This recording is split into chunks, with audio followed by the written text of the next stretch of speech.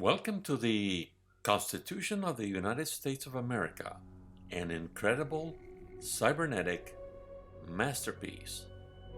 This is so because it is based on the laws of controlled and effective communication, better known as cybernetics.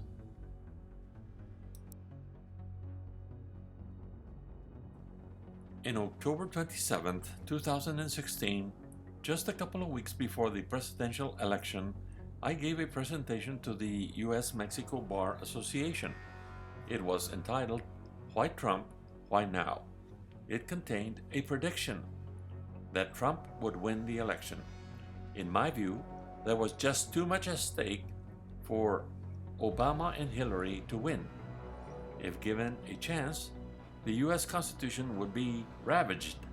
Somehow, I thought, the American people will be wise enough to prevent that. In November 8th, Trump won more than enough electoral votes to become the 45th President of the United States of America.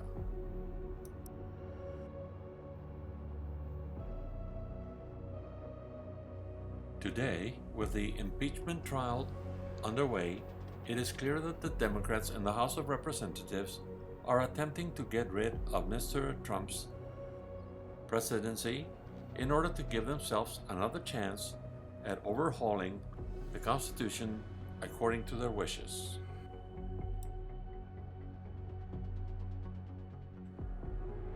The reason for creating this video is simple. Many political commentators or pundits say that Donald Trump is being impeached because the Democrats hate him. I disagree. The Democrats' true and ultimate objective is to bring down the US Constitution as it stands now. Liberals fight Trump because he is defending the Constitution in every way he can, appointing justices to the court, defending against open borders in sanctuary cities, taking a pro-life stance, and last but not least, standing firmly in favor of protecting the right to bear arms contained in the Second Amendment of the Constitution. This video explains what a marvelous creation the US Constitution is. People have a vague notion about the separation and balance of powers, taking most of the credit, but most people have never heard of the US Constitution architecture explained from a cybernetic perspective, that is, considering the laws of control and communications. And this video takes a dive into those deep structural secrets of the Constitution and how they came to be.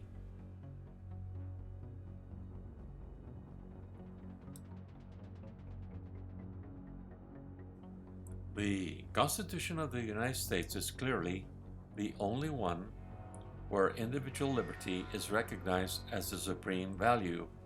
In this quest, Elbridge Gerry was a key factor as a member of the Founding Fathers, although he refused to sign the Constitution. According to Utah Senator Mike Lee's book, Written Out of History, Elbridge Gerry was responsible for adding the Bill of Rights later to the Constitution as a way to ensure an effective protection of individual rights and liberty. To quote Senator Lee, the Bill of Rights dismissed by his fellow delegates in Philadelphia was accepted by his colleagues in the United States Congress. Once the individual liberty is protected, the size of government can be kept in check. The American system is quite simple. It has 4 main rules. Number 1, we are in principle free to pursue our own happiness. Rule number 2, government and constraints to our freedom are decided democratically. Number 3, we pay for government and it works for us. And rule number 4, those that break the rules are punished.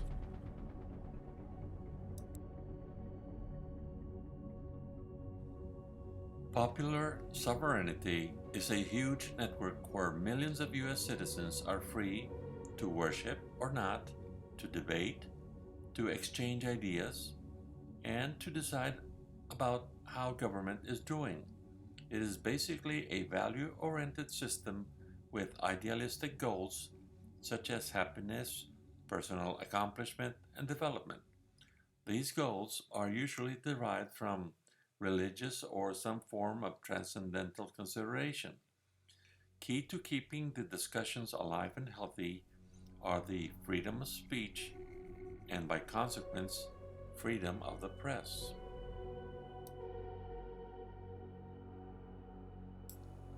The organizing principles already under attack are the following.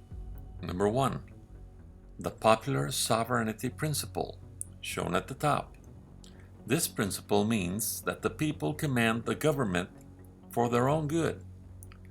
This principle is then followed by principle number 2, limited government, which in turn adopts principle number 3 in the form of a federal representative democracy. Further elaboration of internal controls favors the principle number 4, separation of powers, and 5, a system of checks and balances among those powers.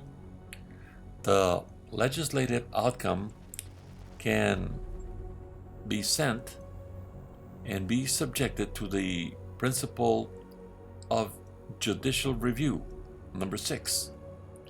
And finally, as destinataries of the legislation, the people can invoke their inalienable rights, also known as individual freedoms, or principle number 7, through which they create and set up the government in the first place.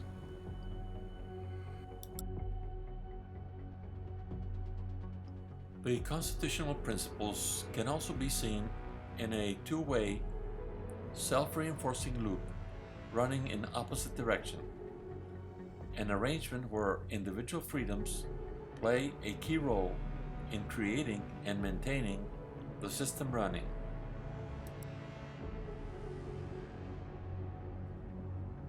This is a rearrangement of the previous graph. Now it shows the important role of the Supreme Court in balancing the public versus the private spheres. The bicameral Congress was the product of a group headed by Elbridge Gerry called the Great Compromise. This group broke the stalemate at the Constitutional Convention originated by the states with larger populations that did not want to be underrepresented.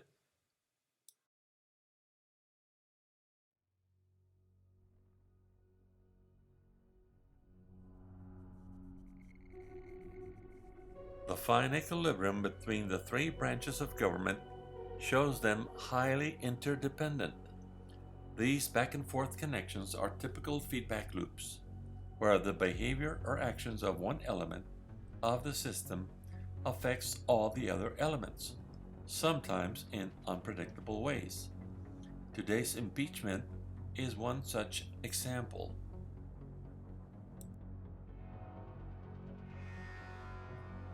There are many other instances revealing the US Constitution's cybernetic wisdom. I must point out that I met Gregory Schaff after I read the book where he compares the US Constitution and the Great Law of Peace of the Iroquois.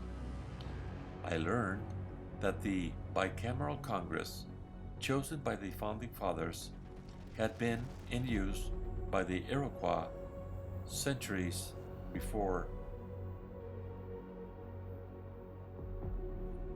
This historic fact is perfectly corroborated in Senator Mike Lee's book, Written Out of History: The Forgotten Founders Who Fought Big Government. The Iroquois were 5 nations that became a confederacy by a prescription of the Great Law of Peace. The Iroquois were also known as the Haudenosaunee because of the long houses they built that sheltered several families. The Great Law of Peace was contained in a series of wampum belts with pictographs that helped remember important events. Now let's look at other cybernetic control features. The Second Amendment contains another very delicate balance between citizen and the government. The Second Amendment basically says that the people never gave up the right to bear arms and never gave the state the power to interfere with that right when it becomes necessary to defend your person, your family, your home, your property. Now, the cybernetic argument from the control theory perspective is that there is no way the government can guarantee the safety of every citizen in every circumstance, whether in cases of people living in rural areas or unsafe, downtrodden neighborhoods. Having a firearm is perhaps the only way to ensure personal and home safety. And though it might sound grotesque, the Second Amendment also works as a check against authoritarian dreams or very corrupt governments.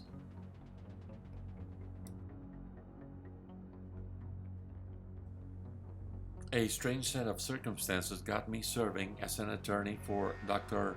Jose Manuel Mireles in Mexico. He was persecuted and prosecuted and sent to jail by the corrupt Mexican government because he was the leader of many citizen self-defense organizations in the state of Michoacan. On the one hand, the citizens were victimized by narco-traffickers, and on the other hand, by the corrupt state and federal government police forces. Believe me, those citizens that were caught off guard were tortured to death, dismembered, or decapitated by the criminals. In other cases, the whole family was killed, as shown in the Cartel Land documentary. It is better to be prepared. You never know what lies in the near future. Dr. Mireles was thrown in jail after the government planted some forbidden automatic weapons in his truck.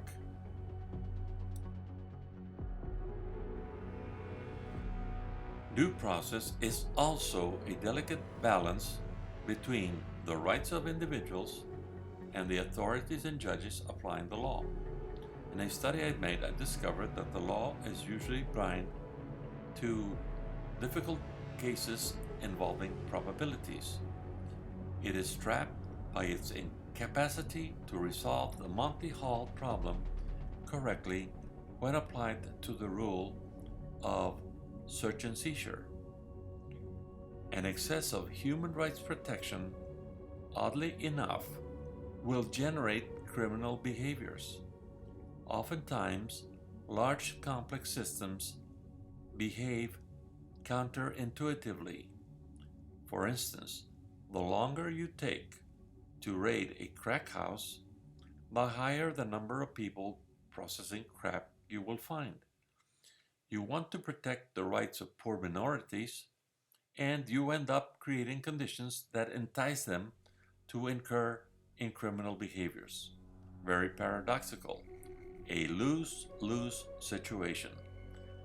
Police effectiveness can be hampered by over-regulation.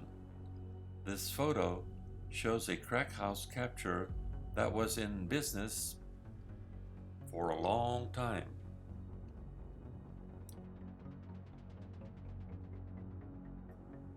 The two-party system evolved naturally in the United States. It also follows cybernetic principles because of the adversarial system it creates.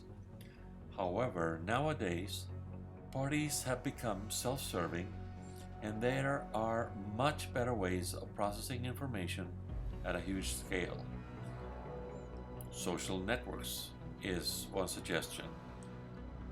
Nonetheless, nobody can deny that this system helped the US become the most powerful nation on earth. It is worth mentioning that the United States Constitution follows the Anglo-Saxon legal tradition. The contrast is the Napoleonic legal system. The first studies law based on cases, while the second has a much more theoretical base that expands downwards towards reality. In case law, the principles are derived after many cases and much experience has been gathered. Both systems, however, solve, in their own way, the cybernetic equation of control called Ashby's law of requisite variety, that says only variety absorbs variety.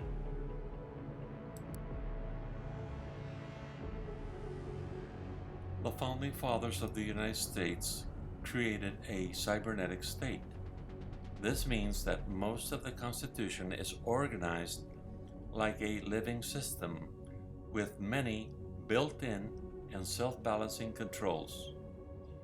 We have witnessed these in action also during the impeachment trial of President Trump. In the end, the Constitution will prevail against the attack of the Democrats. Shown here is the first recursion level of the US Constitution that we get by using the Universal Management System 7 model, which I derived from the viable system model produced by Stafford Beer.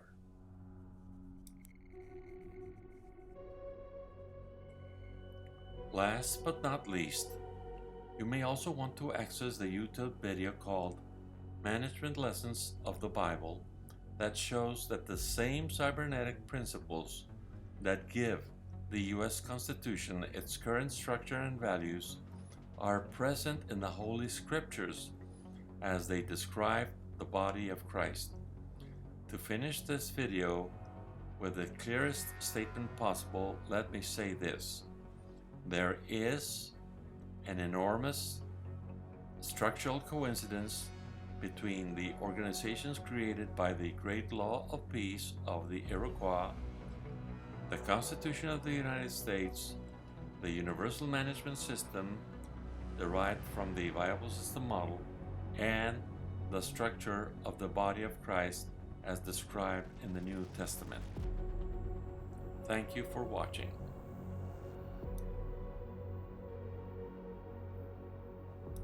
For more information, visit Cybernetic.com, home of the UMS7 model, or send your email directly to javierrivas@mac.com. Music courtesy of Kubernetes, the movie. Main theme.